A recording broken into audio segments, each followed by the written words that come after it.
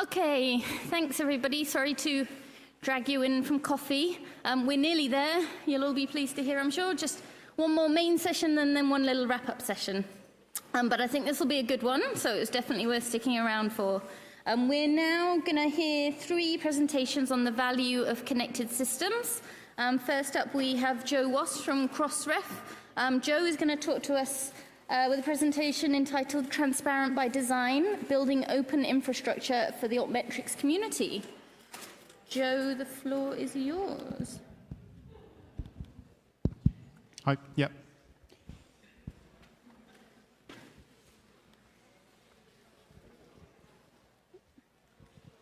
Apart from my messing up your thing, sorry about that.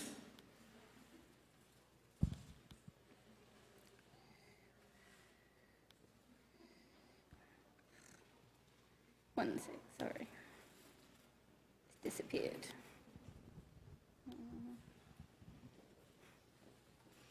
Sorry, Claire, I've broken it again. I kind of half moved it to the other screen.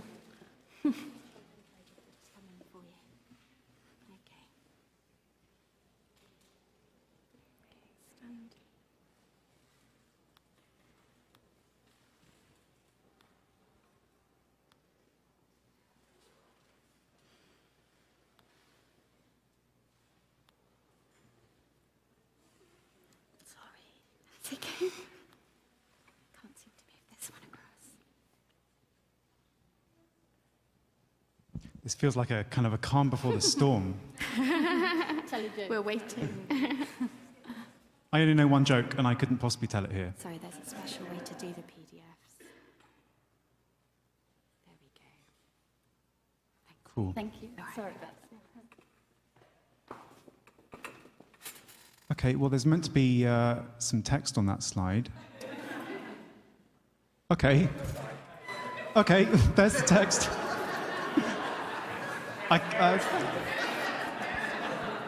How's that for technical stand-up? More magic. Hi, I'm Joe. I'm from Crossref, here with Maddie, who you've heard of before. Here to talk to you about event data. It's been quite an intense couple of days, so I'm going to stand here to try and keep myself awake. It's good to be back. I was here last year with Jennifer Kemp, and we did a slightly unconventional thing about what it means to use metrics and some of the things you need to think about if you're going to use them in your organization. And we weren't trying to preach to the choir, we were trying to demonstrate the stuff that we were thinking about this time last year. And I was here last year with a sneak preview, and we're back here now with a beta. So it's there, it's available for you to use, and I'd love to hear some feedback from you guys using it. So in case you don't know who we are, you've heard Crossref quite a lot, you've heard DoEyes, but I know there's a couple of people who don't know exactly kind of what the deal is. We're a non-profit. We're an association of publishers, and the main thing we do is we allow publishers to register content, and when they register it, we give it to DOI. That's a DOI. That's one of our pet DOIs. And if you click on this, you get to the article landing page. And that's the main thing we do. We register DOIs, but more important than that, we run the infrastructure to keep them working, because a link's just a link unless there's someone looking after it. So in addition to having registered content and DOIs, we have metadata and links about that. We have links to authors via their ORCIDs. We have citations via their DOIs. We have citations to data sets via their DOIs and to DataCite. We have funders, grants information, clinical trial numbers. It's all links. And because, there's kind of 2 broad views of the world. From our perspective, there's all of our registered content. It's weird, the difference between these 2 screens. There's all of our registered content, which is mostly articles, preprints, books, that kind of stuff with DOIs, and the rest of the world. And we have these links, like citation links and relations, funding information. And all these links come from our registered content to something else. And we have approaching 100 million items of registered content.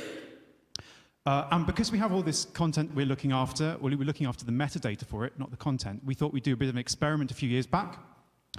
And we thought, Altmetrics, this sounds interesting. It's all links, isn't it? A link from a tweet to an article is similar, if you kind of blow your eyes a bit, to a link from an article to a data set, or a link between 2 articles. So we spun up a copy of PLOS ALM, which was since renamed Legato, and we loaded all our DOIs into it, or at least a subset, and we watched as it didn't do the job, at least it didn't do the job that we wanted it to do. It was great for PLOS because PLOS, it was trying to collect metrics at the article level, but it didn't work for us.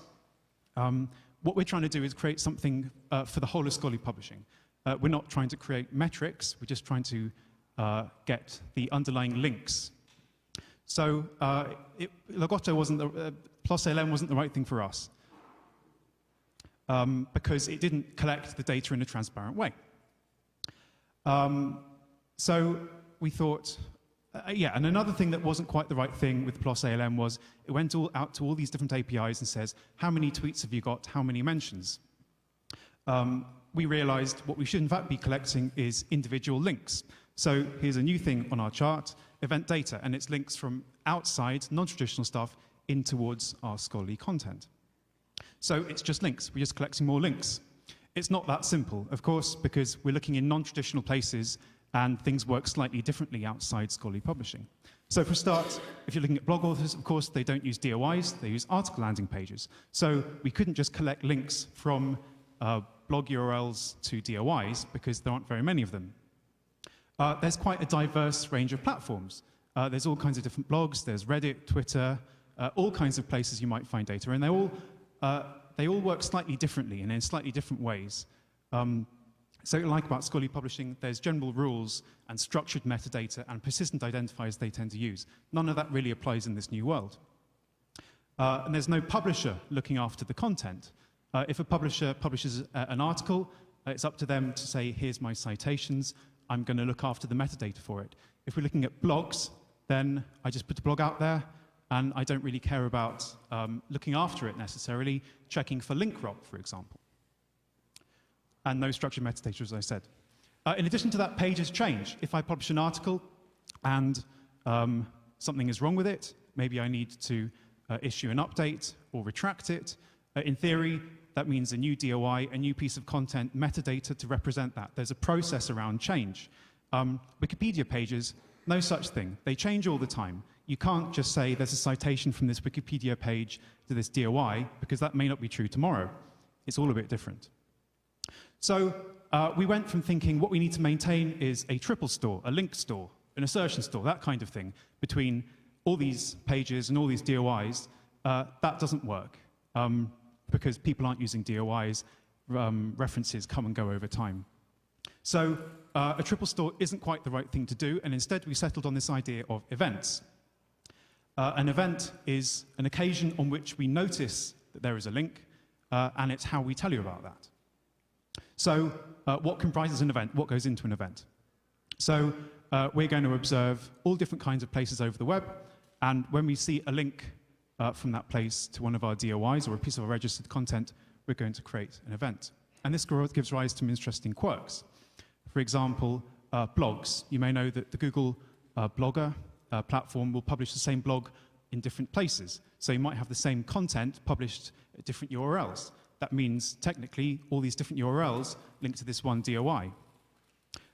If you look at Twitter, for example, you might tweet two DOIs in the same tweet. If you're comparing them, that means one event isn't equivalent to one tweet. An event is every time we saw some kind of link in something.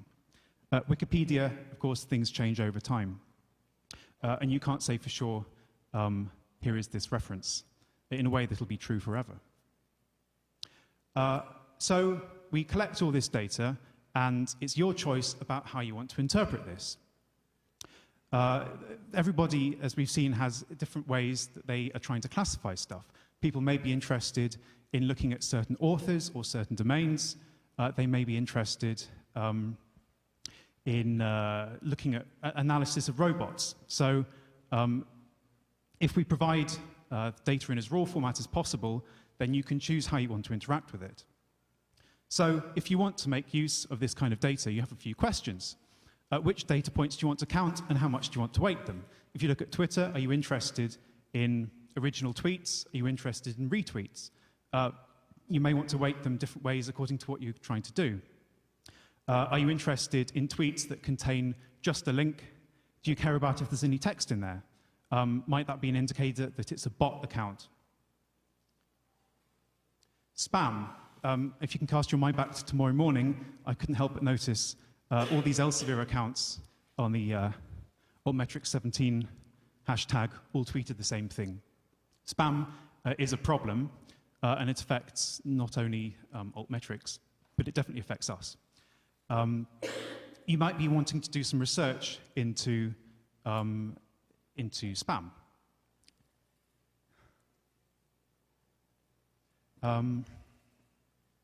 Sorry. If you look at Reddit, you find loads of links to the scholarly literature on Reddit. And if you follow them, some of them are full conversations where people are debating the pros and cons of a piece of literature. Some are just discussions which are posted without comment. This may indicate more or less interaction with the content in question.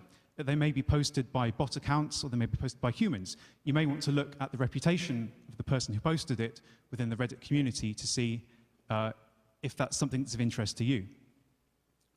Wikipedia edits. This is something that we thought quite hard about how we want to represent, because a citation changes over time. We came to the conclusion that we need to monitor every revision of every single Wikipedia page, and then record the reference from that Wikipedia page version to the DoEyes. And this means there's a lot of data, there's a lot of churn. If you have a page which has lots of edits in it, you'll find lots of events, because we found lots of page versions which all reference the same DOI. So we tell you everything we've seen, and that's a lot of data, and it's up to you to work out what you want to do with it. We tell you everything we know. And how do we know? Well, we're trying to create something transparent in a way that we can then tell you what we've discovered and allow you to make your decisions about how you want to interact with it. So what we start with is a list of artifacts. And an artifact is a snapshot of a piece of information that we know. Examples of these are the list of RSS feeds that we're following and the list of publisher domains, the domains we think belong to publishers. And by snapshotting those in versioned files, we can say at this given point in time, this is what we knew. And those are consumed further down the stream of processing. And it means by the time you come to consume a piece of data that we've created, we can communicate to you the assumptions that we made, the things that we knew. And if you have a question like, why did you collect this piece of information, or why didn't you, you can go back to the artifact and we can say, right, this is what we knew at this point in time. We produce evidence records and evidence logs. Every piece of activity that we undertake to try and match a link, we log in our evidence log. And this adds up to about 1 gigabyte of data per day. So there's quite a lot of detail. It means that every API request we made to try and identify a link, we log that. Every time we were blocked by a robots.txt file, we log that. Every time we saw something that we thought might turn into a link, we log that. We log successes and failures, and the whole process by which we get data from the outside and end up with events. This is quite a lot of data. All the code is open source, which means you can go back and look at the tools that we were using to curate this data, to produce these events, and you can line up the logs and the log messages with the versions of software that we were using, which means you can explain, as well as we can, how we arrived at the data. Just because there's no data, it doesn't mean the activity didn't happen. These things aren't perfect. It's possible sometimes to match an article landing page back to a DOI. Sometimes it's more difficult. We log our failures as well as our successes. So hopefully, if you've got a data set and you want to use it for research, you can at least make some attempt to quantify the parameters around that. And if you find, hey, this is an interesting signal, we didn't get some data for this publisher, you can look at the logs and say, actually, it's because the publisher was blocking the bots. So you might have seen my blog post a couple of weeks ago. We have the data coming in at the bottom. This was when I was trying to make an analogy to oil refinement. The input data comes in at the bottom, and events come out at the top. But all along the way are these intermediary products. We have the evidence records, which describe the activity that the agents did to create the data, the evidence logs, which describe all the activity, and the artifacts at the same time. You may be interested in all these links, and I hope you can use them for research, but by the same token, the evidence records or the evidence logs may be the level of detail you're looking for. So all the data in this API is completely free. It's either CC BY, for CC0, etc., which means hopefully you can reuse it in your research. Event data is open for beta. I'd love to hear you guys' experience using it. It was really cool to see, is it Paper Buzz? That wasn't forced. I didn't know much about it until yesterday. It's very cool to see it being used in that. So we're tracking a few different sources. We have approximately 100,000 Reddit events, whatever an event is, about 3 million Twitter events, 30 million Wikipedia. We're looking at hypothesis annotations, WordPress.com, blogs, and Stack Exchange. That's the beginning of where we're looking, and we're going to try and broaden that out as time goes on. So the event data user guide is there. It's quite exhaustive. There's a lot of detail in there, but hopefully it explains every single part of the process about how we create this stuff.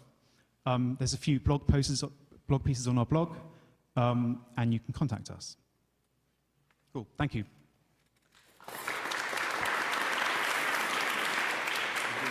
Yeah. Does anyone have any questions for Joe? Sorry, that was a bit gabbled. I've got quite a dry mouth.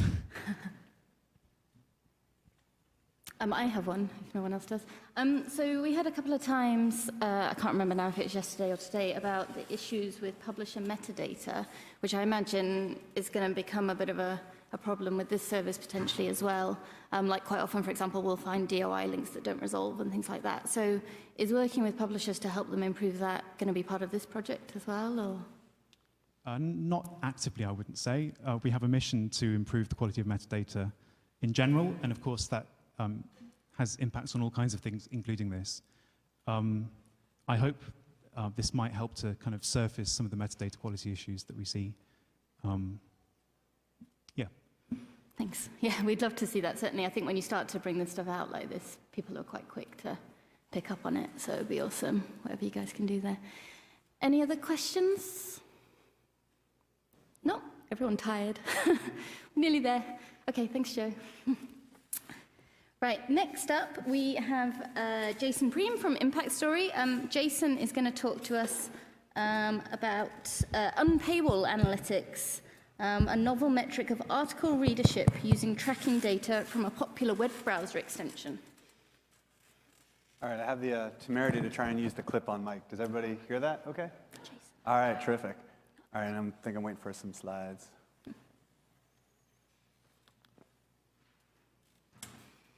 I'm not allowed to touch the buttons anymore. What's that? I'm not allowed to touch the buttons anymore.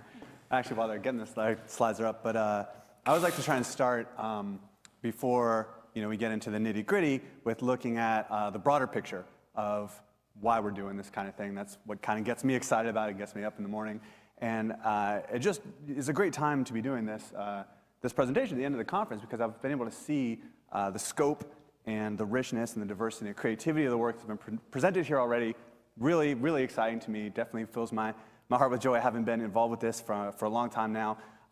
But at the same time, while I say a long time, 7 years, something like that, it makes me realize how early things are in the Altmetrics world, and how exciting the next 7 years and the next 7 years after that are going to be. That, if we look at the history of human knowledge, and someone may be timing me to say how long before Jason says the history of human knowledge in the course of the talk. But in the history of human knowledge, we start off with just talking to people, right? You just share ideas with people. Eventually it gets written down into books, and that's a really important transition. And then quite recently we've gone from books to being able to represent it online, right? So we can see the availability of knowledge, right? It takes a big leap up, right, when we get sort of the internet. But I think that's only the first three. There's this fourth one that we're about to see, and we're on the cusp of, and y'all in this room are helping to usher in. We in this room are helping to usher in. That's why I'm so excited in this room. And that's the movement from a piece of knowledge as a dead thing, as a dead and fixed and static thing, like a web page where it kind of just sits there, to a network of interactions, a network of links, a network of events, right? And we've heard a lot of people talk about altmetric events over the last 2 days. And knowledge is that, right? Knowledge is not a static and stuffed dead thing like a dinosaur at a museum, which might be a great thing, but knowledge is actually a series of conversations. It's a bunch of conversations happening all the time. And it's constantly moving. It's the difference between if you take, basil, like dried basil, and you put it on your food, it's as good as kind of got a basil-y flavored. But if you take live basil, like a live basil leaf, right, and you rip it right there, and you can smell all those smells, and it's so vibrant. That's what knowledge is, right? That's knowledge is this conversation in this room right now. And as these words that I say come in my mouth, they disappear, they're gone, right? And somebody else is going to say something, disappear, it's gone, right? But in the Altmetrics world, it leaves a trace. And we heard about traces in one of the other talks. I thought was fantastic. I think Juan was talking about that. I've often talked about traces as, the landscape of ideas. We got a fresh fall of snow, right? And you walk across that snow, and all of a sudden there's footprints. Where before, there was nothing. No one knew about the idea, right? It comes, it goes, who knows? Maybe someone builds a house eventually and you can see it. But now we can see all of the traces, all the movement. So it just makes me so excited to be here and see us at this cusp of this revolution in not just scholarly metrics, which is great and I'm really excited about, but human knowledge. I think 10 years, 20 years, people are going to be looking at this conference and conferences like this and say, wow, they were really at the cusp of something special, not just a new metric for tracking something. That said, guess what I'm going to present? A new metric for tracking something. Because big things come out of little things, you got to add them all up, right? And I am really excited about this little thing that me and Heather have been working on as a way to help expand or increase the granularity of the resolution of the scope that we have to look at this ever-changing landscape of human knowledge. Also, it puts me in mind, do you mind giving me a warning in like 5 minutes? Like at 5 minutes ago, because otherwise I may just go. Thank you so much. So one of the questions that got me excited about Altmetrics a while back ago, like before I think there was even such a thing as anyone saying Altmetrics, was wouldn't it be cool if we could see how many people were reading a particular resource? That seems like it would be super valuable. I'm always kind of curious about it. It's certainly in the world of blogs and things, right? You always are checking your readership numbers, your Google Analytics, or whatever. How many people are reading this thing? And I thought, well, that'd be great. And of course, it's very difficult to get a hold of, which is partly why I got excited about looking at Twitter and other kinds of metrics like that. But I've never lost my interest in like, how many people are reading this thing? And there's a couple places that we could look to try and help us find who's reading this thing, right? So there are sources of data out there. So PLOS is probably the most notable one, but a number of other publishers let people know what readership data is for a given article, right? So you can kind of check this metrics tab, and on the metrics tab it says the number of readers, and sometimes they'll even break it down by days, so you can kind of see this little pretty curve, like, gradually the number of reads decays. It's pretty cool, I like it, but of course, it only works if a publisher has gone to the effort of making this little readership tab, right? And quite a few of them have not. In fact, a lot of them actively go to efforts to keep you from finding out, which cracks me up. It's so funny. They're like, no, we definitely wouldn't want to share that. It could be, wait, so you're ashamed? You're literally ashamed of the number of people that are reading things in your journal? It doesn't seem like a real advertisement that I would want to publish there, but that's the state of play right now. So they do have this approach called counter, right? Those of y'all in the library world are probably very familiar with this, and it's a format of a way that publishers can report their usage to libraries. Of course, if you're not a library who's buying that journal, you don't have access to that. So those of us as researchers don't really have access. In addition, the counter formats are a little antiquated. They don't generally give you sort of like DOI. There's I think, kind of changes afoot about that, but right now they don't give you DOI by DOI or article by article. So this is kind of just like the title as a whole, which is whatever, it's fine, but it's not kind of the thing I would really like to see as a researcher. You can kind of do special arrangements with publishers, again, because for them it's like, oh, it's ever so secret, right?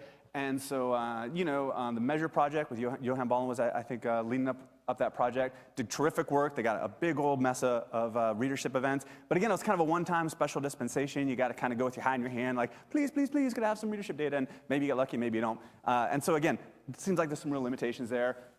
Some people looked at Mendeley as a proxy for readership. I think that's really cool. It's not the same as readership. A lot of people don't even know what Mendeley is, so that's not exactly the same. And finally, Crossref DOI resolutions, I think, is a really cool source. Anytime Joe wants to just give us a whole bucket of those, then I will gladly take them. But right now, Crossref is not giving those out en masse for research purposes, or particularly for building tools on top of. So maybe that'll happen. I hope so. I think that would be great. In the meantime, between time, what are we supposed to do? I want to know how many people are reading this thing. That seems like a reasonable question. Should somebody give me the answer to that? Well, I've got good news for you. There's this thing called Unpaywall. It's a browser extension they made, and we think it's going to help solve this problem. So let me introduce Unpaywall to you. It's powered by something called OA-DOI. We've heard a couple people mention that, but I'm not sure how many people might be familiar with this. OA-DOI is a database of all the papers that have a DOI. So it's 90 million papers, Crossref DOI, not data site DOIs at this time. And it links to an OA version of 15 million of those papers about. That number is growing as we kind of improve the algorithm. So if there's an open access version of a paper on the internet somewhere, we will find it. And then we will give it to you via a query to our database. At least that's what it says on the tin. Obviously, we miss some from time to time. But we think we're probably doing as good a job as anybody else in the world is right now of finding open access links to open access articles, and letting people see them. Handles a lot of traffic. I was looking at this with Heather, and I was just kind of amazed, so I thought I'd share this with you. It's between 500,000 and 2 million API requests every day. So to put that in context, Joe helpfully informed me that the Crossref DoEye resolver does about 1 million a day. So if you look at how many DoEyes get resolved total a day, like we're doing a similar amount of volume of that at OA DoEye. So there's tremendous amount of traffic, a lot of usage of the system. Users include a lot of libraries. Oops, that's the wrong one, sorry. Oops. Yeah, library link resolvers. So link resolvers like SFX. If you're in the library world, you're probably familiar with that. Otherwise, I probably won't get into it. But the upshot is it's being used by British Library, UC System, 700 libraries worldwide. It's going to be in the Web of Science, which we're really excited about. So when you see your Web of Science results, right now it'll kind of say whether something's open access, but they're not doing a very complete job of that. And so we're going to be working with them to help them do a more complete job of that. So if it's open access anywhere on the web, you do your Web of Science search, you see it, open access, boom, provided by OA DoEye, you go click through and read it, which we're excited about. And a number of national funding bodies and repositories are doing research about their open access production of this. But the users of OA DoEye, of course, I want to focus on today is this web extension called Unpaywall. Unpaywall, I can describe to you in a picture pretty easily. You use your computer to go look at a web page that has a scholarly article on it. And if you get a green tab, it's free. Boom, done. Click on the green tab, read the thing. Very simple. We didn't want to overshoot our skill level on this, so we figured we'd keep it simple. So green tab means it's free. Download the web extension, and you're good to go. And so far, a lot of people have downloaded this web extension. We launched it in March, and we've got 100,000 users right now, active users, these people who use it at least once a week. And as part of this, of course, we have logs, because Unpaywall is constantly calling OA DoEye. And by looking at these logs, we can see how many times is someone landing on a scholarly article and reading it or viewing it or whatever with Unpaywall. And we're doing 80,000 of those every day. So every day, we get 80,000 of these new usage events. And again, to kind of compare that with other systems, I asked, Ewan was helpful to point me at the Altmetric API.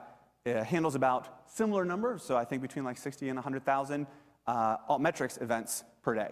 So if we're thinking about volume, that's sort of everything, right? That's like Twitter plus Wikipedia plus et cetera, et cetera. So we're looking at a pretty significant amount of volume here daily, particularly given that this is a relatively new system. And that number is continuing to grow, right, as our installed user base grows. So I want to really hammer that home is there's a lot of these events. There are a similar number of Unpaywall reads as there are all the other Altmetrics events of every kind that are being collected. So it's a large corpus. We're excited about that. Total 4.6 million events, and right now there's only 2 million DoEyes that actually have a single event, which is a relatively, I think, small proportion. Of course, that's skewed quite heavily towards recent articles, because Unpaywall is based on what people read, and people read not so much stuff from 1972. So we get a lot of recent events. So on a recent article, you have a pretty good chance of there being at least one OA DoEye event. People use it from all over the world. This is a pretty flat map. Obviously, the United States sort of sticks out. UK sticks out a little bit, and the third place country is China. Those are where most of our Paywall users are. But we're really excited about the fact that it's pretty hard to find a country on this map that isn't using Unpaywall. And because of that, we're able to get kind of a wide geographic distribution, particularly if you want to zoom in on one particular country. So that's the Unpaywall data. Obviously, I don't have to work very hard to link in your minds, hopefully, the use of this Unpaywall data to the problem I set up earlier of if only I had readership numbers. We have readership numbers. We have readership numbers via Unpaywall, right? And we have them for all papers, not just papers in PLOS, not just papers that we went with our hat in our hand and begged some publish, please give us the readership events. No, we got it for everything, everything. And it gets better. We don't just have counts, right? If you go to PLOS API, you say, how many people are reading this? Well, oh, 100, 200, 2,000, whatever. They'll give you a number. Yay, that's good. I appreciate having a number. But even better than a number, as Joe was exactly just saying just now, is an event. Because a read is not a count. It's a thing that happened in time, right? At a certain time, a certain person read this certain thing. And if we want to get to the next generation, right, away from the static world of the dried basil kind of approach to knowledge, and we want to get to the exciting, vibrant world of living knowledge, we need to get those events. We need to get the events of this thing happened to this person and build this enormous network of billions and billions of interaction of every human interacting with every item every day. Now, obviously, Unpaywall is not quite there. But hopefully we're stepping in the right direction, right? So the events give us, speaking specifically, fine time granularity. So we give it hour by hour granularity. So we don't just say, who read this ever? Who read it this hour? That's pretty handy, right? Not only that, but we also can get IP-derived things like geographic location, right? The IP is an address, right, that uniquely identifies every computer, nominally every computer. Nowadays, a lot of times, multiple computers will share a single IP, but more or less every computer on the internet gets an IP address. And by looking at the IP address, you can find some things about the computer, right? So if you're browsing the internet and it says, welcome, user from Toronto, Toronto, Canada, they're getting that from your IP address, right? Because they say, oh, this IP address, they've got some table somewhere and it says, oh, this particular IP address, it lives in Toronto in this particular city. So we can get information about the geographic location from the IP address, which is really handy if we want to find out not just that it's being read, but who is reading it, which I think that's been a theme that I've been banging on that drum forever. A lot of people at this conference talking about too, which I'm really excited about, is let's move beyond counts and towards meaning. And meaning requires identity, it requires intention, right? It requires those sorts of qualities. So how does this data compare to existing data sources, things that are already, right, that we're already now have a number of years of experience dealing with? Well, the first thing I thought was I would love to compare it to Twitter accounts. So Heather and I, mostly Heather, sat down and kind of tried to gather a bunch of data from this. This is based on this week. We just thought it'd be kind of fun to do the most recent week of data, and we also have it for, I think some of y'all remember we showed this thing called PaperBuzz. If you haven't seen it yet, check it out, paperbuzz.org. It uses Unpaywall data, and I'll talk about it a little bit more later. But it uses the last week. It's trying to say what's popular in the last week. So we already had that data kind of sitting around. So let's look at the last week of data and compare how much Unpaywall readership a given article is getting versus the number of tweets the article is getting. And tweets, we use that mostly just because tweets tend to correlate a lot with for instance, an Altmetric score and for other kinds of Altmetrics activity. So it was a useful sort of benchmark. So as you can see, there's a noticeable association, right? So this is a log-log plot. Obviously, everything's like actually clustered down in the bottom left corner. But if you log-log plot it, you can kind of see, oh, there's definitely an association there. As Unpaywall reads go up, we also see more tweets, and vice versa. Right, or vice versa, right? Like the association is there in regards to the directionality, which is pretty exciting. I was happy to see that because it lets me know, hey, this isn't just like out of the blue. We don't have like total noise. So it's the Spearman correlation is 0.55 for those of y'all keeping track at home. 5 minutes. 5, perfect, thank you. All right, but of course we want to know who is reading the articles, right? We got the readership, that's cool, I'm happy to see that. But I would love to dig deeper beyond just the counts, right? So, as I was saying, whoops. Boy, this thing really gets a little excited sometimes. We can tell if an IP is on a university campus, right? So we can look at whether we actually contract with sort of a third party who has this big lookup table. We can say, is this particular IP a university user? And we can then compare how many of the reads of this article are coming from a university campus versus someplace else. And in theory, if something is of tremendous academic interest, we would see all these like nerds from the university go, oh, that's just so interesting, right? Versus we would see all these regular people like, oh, this is great and so much fun, right? We would see a lot of nerds reading it, not that many regular people. If, on the other hand, a lot of public interest, we see a lot of regular people, not so many nerds, right? So we can use that ratio to potentially see where's the academic interest. And here's what we found. So this is a categorization based on the quartile. So I put the bottom quartile of the most academic ratio over here. The top quartile of the most, this is the quartile that is the most academic, right, where the ratio is moving towards the academic side. This is the quartile that's the most public, where the ratio is on the public side, and these are the two quartiles in the middle. So if it looks like there's more dots in the middle, that's because that's two quartiles instead of one, right? So unsurprisingly, we saw that the mixed correlates with the Altmetric score. We kind of already saw that correlation together, so I'm not too surprised about that. I'm not that surprised that the public would correlate with the Twitter count. Sorry, Twitter count, not Altmetric score. But I'm not surprised that the public would correlate with Twitter count, because you kind of think of, in total volume, there's probably more regular non-university people on Twitter than there are university people. But then I think it's very interesting, and again, I think kind of encouraging to see that the academic articles, the articles that are in the most academic quartile, do not correlate so strongly, and again, this is rank order correlation, do not correlate so strongly with the tweet count. Where presumably we do know that Twitter use is, of course, a lot of scientists, a lot of regular people, but there's a lot of reason to think that it's a little bit more heavily balanced towards people who are outside the academy, and this would seem to bear that out. So what else can we do with this data? Well, we already showed you sort of some of the counts. I think I'm really excited about the geo, so we can tell you what a particular country is reading. So you say, oh, given a country, given France, what's most interesting in France? What's disproportionately interesting in France? I'm quite interested in that because if I'm a French research funder, I'd like to look and see what's really blowing up in France. Like, what is it we're funding that our people are particularly enjoying because they're the ones paying for it, right? I think that's really interesting. Where are the readers from is the other direction to take that, right? So say for a given article, who's reading this article? And so in many cases, as an author, particularly for some kinds of fields, I really want the article read in a certain place. And so I can detect that. Of course, we're familiar with this already. But what's different is that we're able to get a higher end. We got a little bit more options for how we can do that geographic. One thing I'm really excited about is then because we have the IPs, we can look and see for a given person, let's say I read one article, now I go read this other article, now I have a link between those two articles, right? Because I was interested in this, and I'm interested in this too. So we got a co-readership link between these two things. I'm probably not going to, I'm not just randomly just walking around reading articles. I'm reading the kinds of things that are interesting to me. So by tracking what all of our 100,000 users are reading and building these co-readership links, we can build a graph of what kind of articles are similar to other articles. And this is the kind of stuff that Johan Bolin and I did with the Measure project. Beyond that, we can also start to build recommendations, right? We can get this Amazon recommendations, like similar users to you also bought this.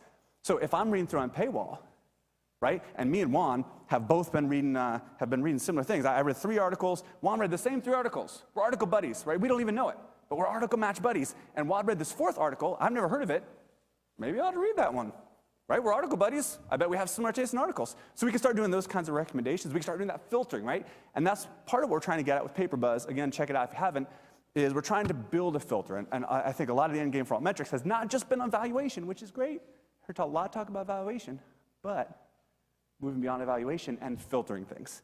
Being able to say, what's useful for me as a reader? Not just, you're doing good, you're doing bad, I'll give you some money, I'll give you some being fired. Instead, let me find out what I as a reader would find fascinating, what I as a reader find edifying, valuable, and powerful to me to continue doing great research. And so we can do article creation. We can even get as far as doing some prediction about what's going to happen because we do have a lot of readership data very early. So you could potentially say, oh, given this readership data, we think this is going to later be a citation hit. This is later going to be a Twitter hit. This is going to be this kind of hit, whatever. The main thing is it's doubling the amount of data that we have. And so we're going to be able to make more robust predictions. So we're really excited. Everybody here, go check out the API. It is live. It works right now. It's really cool. Every event comes back. We are a little bit concerned, obviously, about a couple issues that are not quite there. The last slide talks about a couple issues we're concerned about. Certainly, we need to know how representative Unpaywall users are of all readers. Right? I don't know what's different about them from other people. Obviously, we do deduplicate this data, but deduplication and catching bots or people who might try and game the algorithm is always a concern with Altmetrics, so more work needs to be done on that for sure. And of course, there's also a real privacy concern, right? Because people who sign up to use a service aren't necessarily, they don't want all the details of their searches. And one thing we've seen from the famous AOL link and stuff is even if you release this stuff in a way that's meant to fuzz people's identity, it's not so hard to deduce sometimes who people are. So what we've done is we've taken a pretty dramatic draconian approach to anonymity on this one. I think there are maybe some we just don't report the IP address at all. We just give you the country. But maybe there's some ways to let that network information out there. We'd love to hear your thoughts. Anyway, check out the API. Paperbuzz.org is where it's being reported, along with the Crossref event data. And I'm super out of time. Thank you very much. Yes, get out.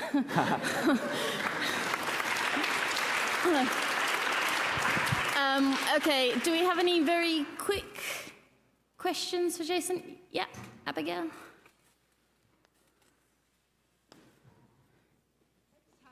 I just have a question about this because a lot of this is based on location data.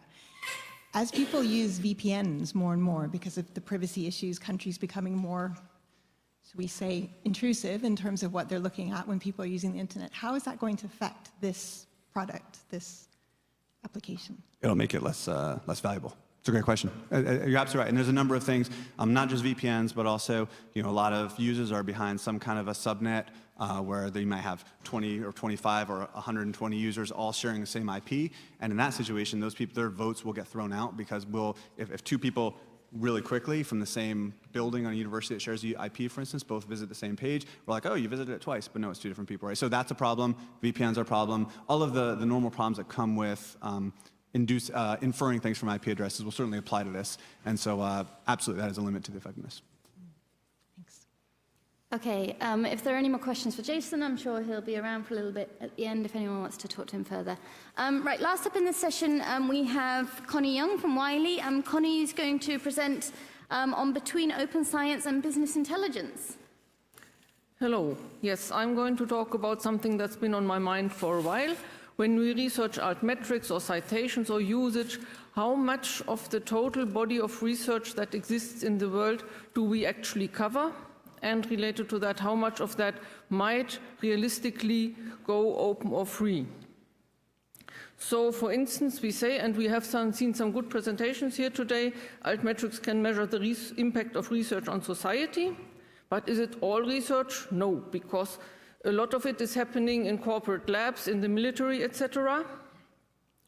If you think about what was the research that has had the most impact on German society recently, for instance, definitely I would say is the Volkswagen scandal. 850,000 jobs directly affected, over 11 million cars have lost their resale value, giant image disaster.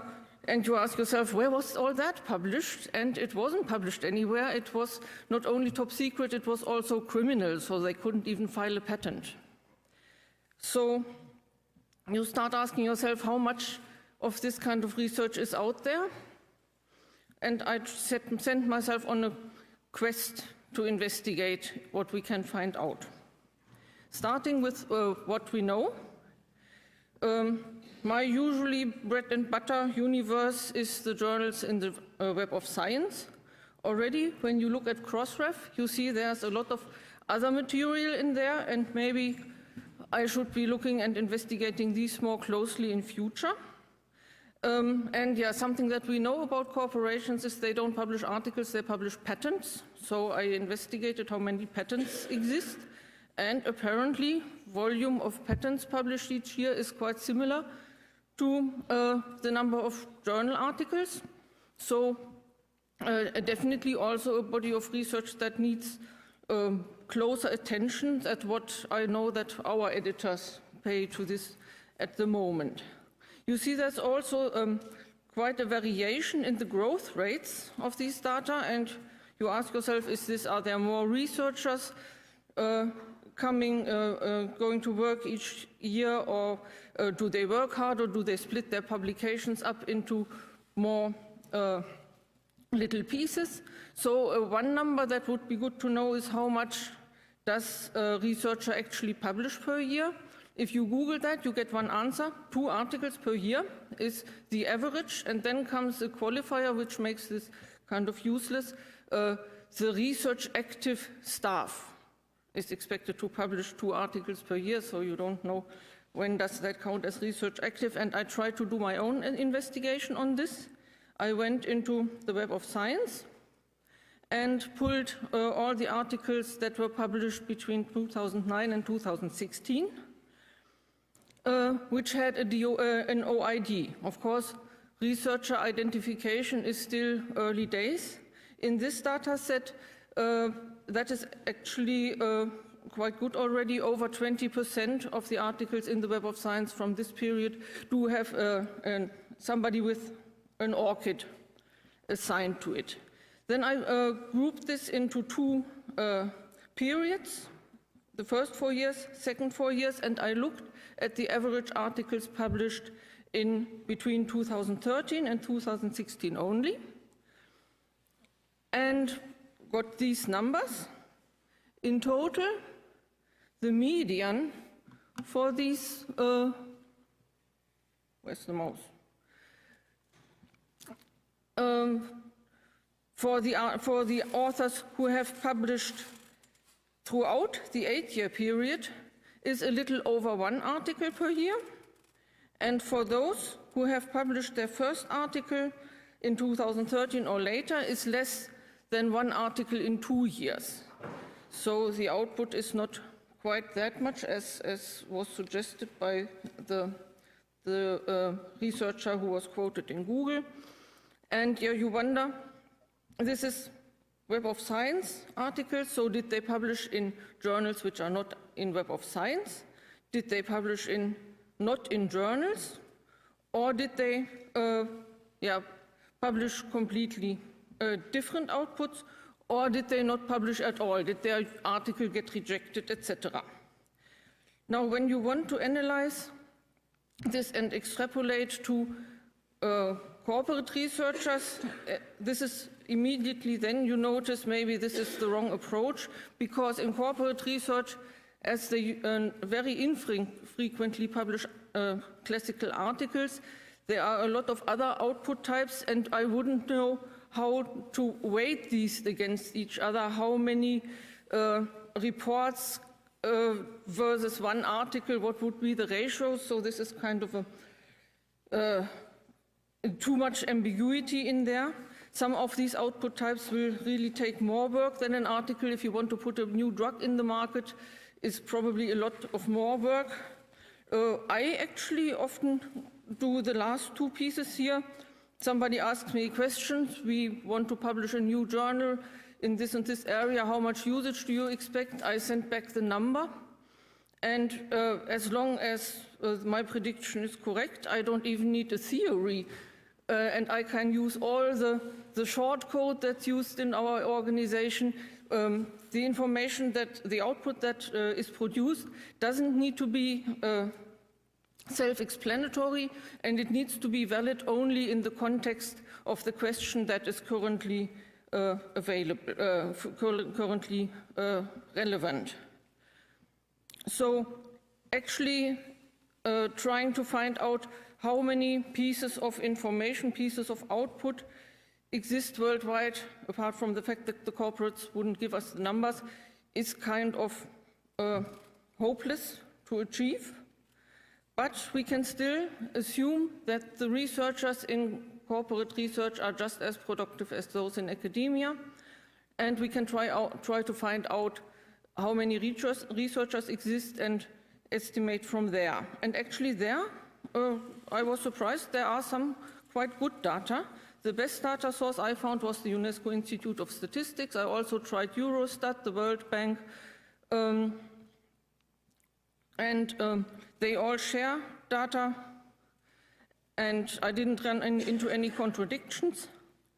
And this one is the most up-to-date and most complete. They have data for research accounts for 148 countries with headcounts, 130 with FTEs, and where what they request is as FTE really to calculate, that is full-time equivalent, that is to actually calculate really the time that somebody has time to spend on research rather than other jobs.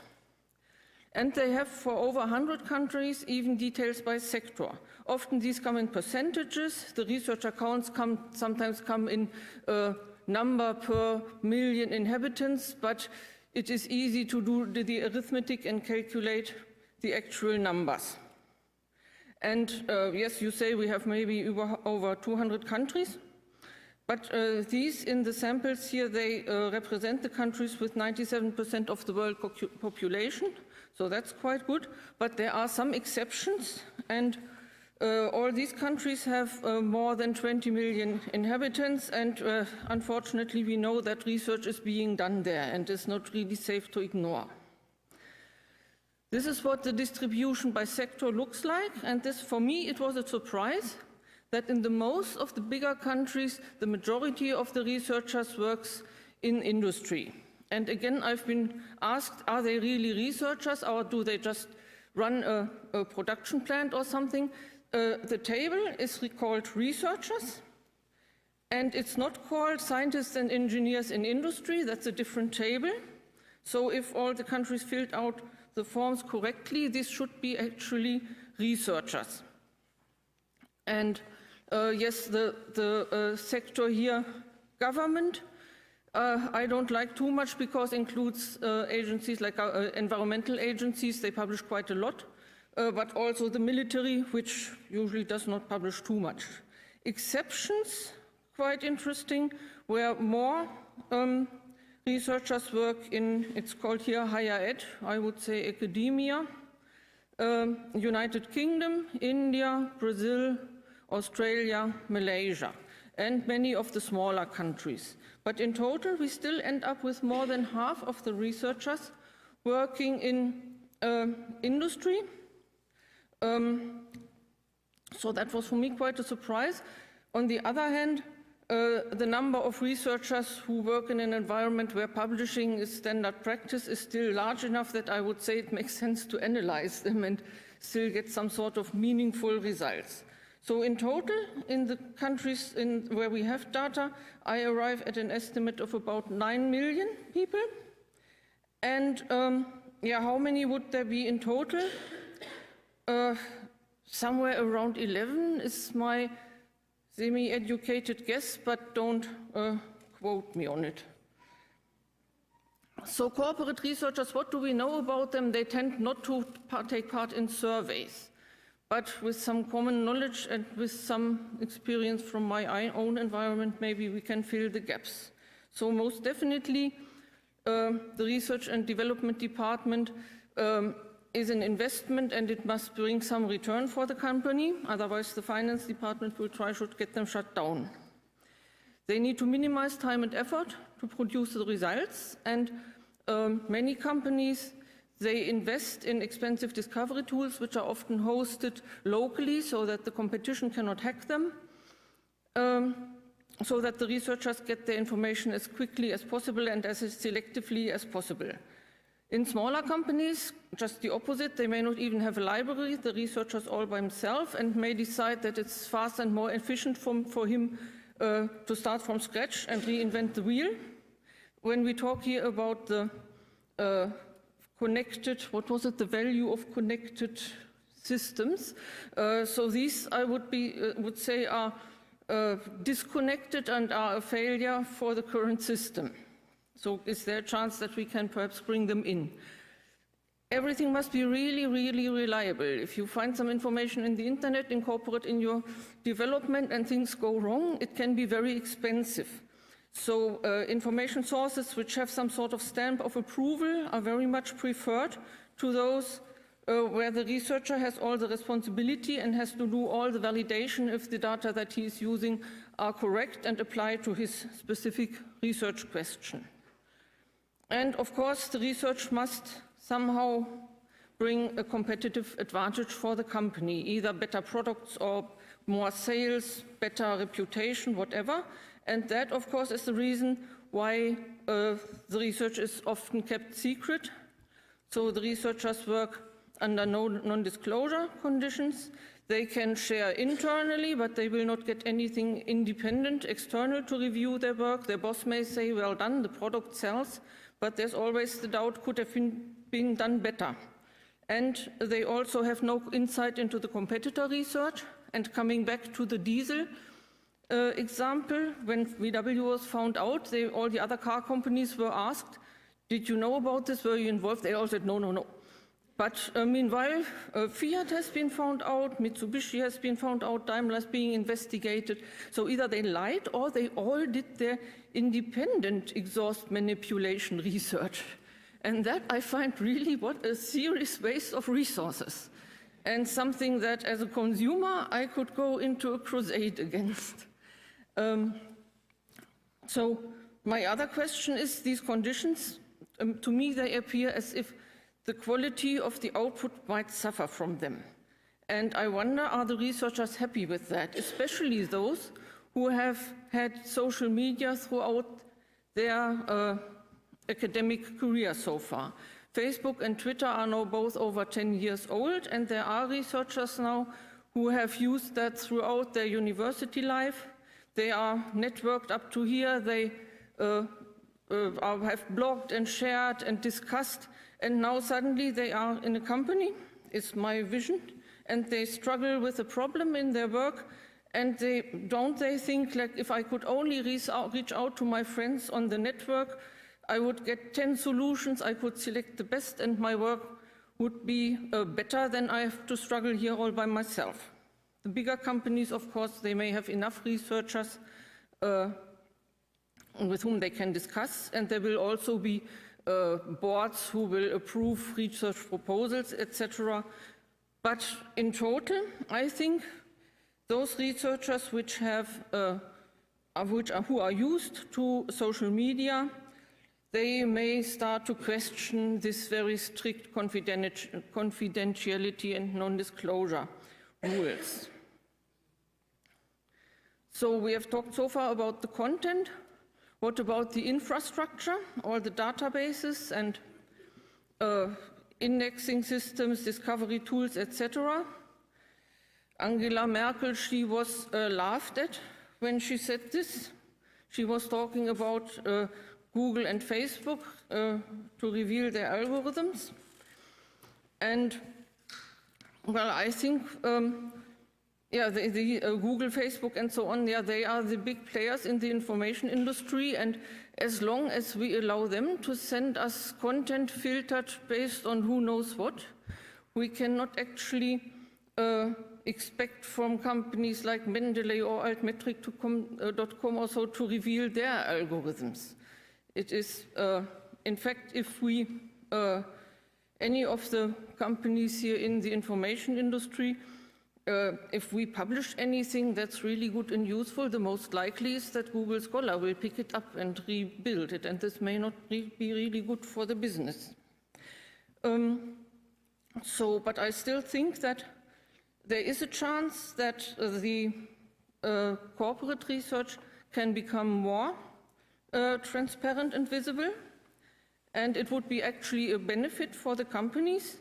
Definitely, I think through sharing, the quality of the output would be, could be improved, and redundancy could be reduced, and it would save the companies time and money. So this is a benefit not only for the companies, but also for society. All this duplicate research is something I think should be campaigned against. The researchers should also be encouraged to publish more. A good research article published in a decent peer-reviewed journal is a pretty cheap marketing instrument. If you have the patent, you can then publish and you claim the topic in this area and you can scare the competition away. People who work as reviewers and editorial board members, they have the advantage that they see all the latest research before it is published, and even they see the research that is not published, which might also give them some ideas. So, this is, and we have some journals where really all the big players in a specific industry are on the board just because they want to know what is being researched at the moment. And finally, the the big corporate companies, they rely on a very good research information infrastructure. They are willing to pay a lot for the big discovery tools, but I have also seen that cases of where they sponsor pieces of information infrastructure that is then free for the rest of the society. For instance, Lens.org has one of its sponsors, Qualcomm, who is a mobile technology, I think, semiconductor company. So maybe there will be more examples like that. Yeah, this is my thoughts about this. My ambition here was to provide some context about the environment in which we normally move around. I hope you found it useful. Thank you.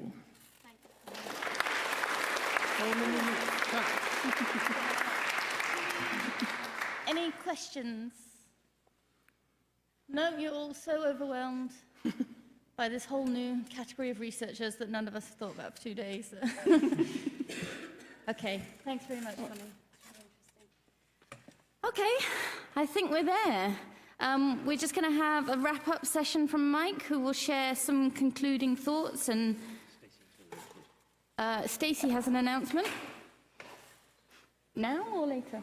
Stacey has got an announcement coming up now, if she's around, but if she's not around, she's coming. Excellent, awesome. So a big thank you to all of our panelists, and thank you.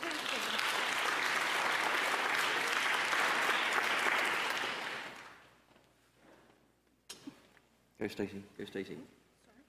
You go there and I'll see if I can find my deck. So this is just a quick advertisement for tomorrow's Hack Day. We are going to be getting together, a pretty large group of us this year, which I'm really excited about. Joe and I are coordinating this, and we are really trying to focus less on the stereotypical hacking, although that will definitely be taking place.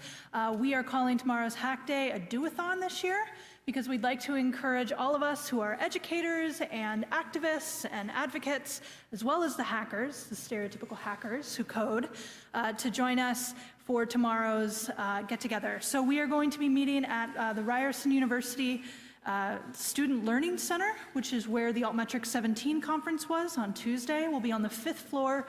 Please join us. The fun kicks off at 9:30 a.m. Thanks, guys. Awesome, and I am just trying to find where my slides are, because I really helpfully tweeted, there we go, okay, so it has finally made its way over to the podium. So I did a quick presentation. This is what I've been doing. No, you can go now, because I've changed my mind about what I'm going to do, and I've changed my mind partly because I can. And I also changed my mind because of the timing. So my job at this final event is to give a few thoughts, a few impressions that would ideally come from the audience, would have come from you. So we had 3 different ways of getting in touch with me and making some suggestions about what are we doing, what are we missing, what's Altmetrics missing. So the methodology was to tweet me at ask4am. You could post messages on Padlet, or alternatively, you could just kind of let me hang around and absorb ideas. And I spent most of the event in that potted plant there, listening to what you've got to say. And I'm going to draw through these 3 pieces of data to come to some kind of conclusions. So the really exciting thing is that there were quite a number of tweets on the Ask4am tag. But sadly, quite a lot of those were not actually to do with this conference. They were more to do with some kind of booty call thing that was going on. But nevertheless, we did have some, we kind of asked for it, really asked, okay. So anyway, nevertheless, there were some tweets that came there, and I'm going to reflect on what those tweets had to say. And on the Padlet app, which I didn't know if anybody was going to use, but we ended up having 2 notes. And one of the questions is should Altmetric information be archived? And the second one was, what does Altmetrics actually mean? And I am going to use these as being kind of where I'm going to with this conversation. That first question about whether Altmetrics should be archived or not is a really great question, because it is symptomatic of where we are with Altmetrics. So 5, 6, 7 years ago, when we started talking about alternative metrics, it was very much a new idea. We were just seeing whether there was any signal out there. And over the course of these years, we've been building businesses on it, we've been building strategies on it. And if we are going to be using alternative metrics and altmetrics as a way of influencing decisions and measuring the effect of societal impact, then we need to be aware that we are having to build something. And if we build something, we need to build those foundations. The underlying question suggests, what are we doing with auditability? What are we doing with verifiability? What is the robustness? What is the integrity of the systems that we're building if we are to build something on top of alternative metrics? It's a really important question. In some ways, it sounds like a dull engineering question, but it goes to the heart of some ethical and business models. So one of my solutions is, because I'm not going to answer this, I was going to get 3 folk up here to talk about it, but given the time, I am not going to do that now. What I am going to do, I'm going to ask Jean Liu, and I'm going to ask Andrea of Plum, Jean of Altmetric, and I'm going to ask Joe to write a blog post about their systems, about how they do the backups, and how they manage the integrity of the systems. So keep your eye on that. We'll post something in a couple of weeks' time to talk about that on the Altmetric blog. But the next question that came up is what altmetrics mean, and I think that really dives into the broader picture of where we are. And it's a really great question, because it is impossible for us to ask. If I was to give you a Venn diagram of all the fields and all the people and all the stakeholders who need to be involved in understanding what Altmetric means, we would be this tiny little dot in the middle of it, and we'd be surrounded by funders and philosophers and sociologists and natural language processing folk. We, as an organization, can't answer that question. But fortunately, we know that there are people who do. I mean, it is the rest of the world. This is a classic interdisciplinary problem. If we are to answer the question, what does Altmetrics mean, we have to go outside of the field that we are. We have to seek relationships with other researchers. We have to expose our data. We have to seek interdisciplinary work. As Antoli was saying at the very beginning of this, we need to be very aware of the work that people are doing. The issues that we are confronting, that we need to answer, are already under investigation by people who are investigating network graphs. You know, there is a literature going back to the 60s in this field. This is not a new thing. And Antoli was absolutely right to key into this. So our work, what we're missing are those connections with the other fields. We need to be open with our data, we need to be open with our publications, we need to be open to other influences and other intellectual stimulation. But, okay, so there was all this stuff buzzing around in my head, because there's always stuff buzzing around in my head. And one of the things that I was really struck with was the presentation on some of the feminist issues in Altmetrics, the issues of privacy, and also the importance of social platforms in terms of promoting and developing one's own career. Now, whether it's Instagram or YouTube, these tools offer a really exciting way for young researchers to connect with, to communicate scientific research, to connect with the generations of people who to come. But there is somewhat of a chicken and egg situation. In Altmetrics, we've built this pipeline that enables us to capture this data, commit this data, transport this data, and analyze it. But unless people are taking that activity seriously and rewarding people for doing that activity, then we're never going to get into a situation where it's recognized as being a way of communicating. So in some ways, we've got this, like I said, it's a chicken and an egg situation. And some of the work that we have as ambassadors for alternative metrics is to go out into the wider world, and as I said 2 years ago, use it like Americans use cheese. Pour it, use it, talk about Altmetrics, encourage people to exchange data. However, there are all these broad issues, and so I'm going to add in this truly shameless plug right now, because we do have this issue about how we use metrics and whether we're measuring the right kinds of things and what we're measuring, because there is a danger in metrics in thinking that we are measuring something which is, you know, an objective truth, a ground zero truth, in the same way that we might be measuring the velocity of a mass. The reality is that we are measuring something which is an action which is undertaken by reflective human beings who are capable of observing the consequences of their behavior and shifting their behavior in light of the consequences. So when we think about what we're doing here, we need to be very aware that there is this reflective quality about it. It's not an objective ground truth. 2 weeks' time in Baltimore, there is going to be a workshop conference. The workshop conference is called Transforming Research. It is very much about reflecting on some of these interesting issues around how we use metrics in terms of understanding how effective our policies are, how we change those policies, how we go about doing research evaluation. All of you here would be interested in the matter that we're talking about at this conference, and I very much hope to see some of you there. So finally, I would like to say thank you very much to Bioscientifica. This is the first time that we've had a professional conferencing organization, and we've seen several, Martha and her team have been very busy here. Usually at 1 a.m., 2 a.m., 3 a.m., Kat, myself, and others run around trying to figure out where the light bulbs are and mopping things up and undergoing things. In fact, we've been able to enjoy the conference for probably the first time in a really important way. So thank you very much to Bioscientifica for keeping us on the path.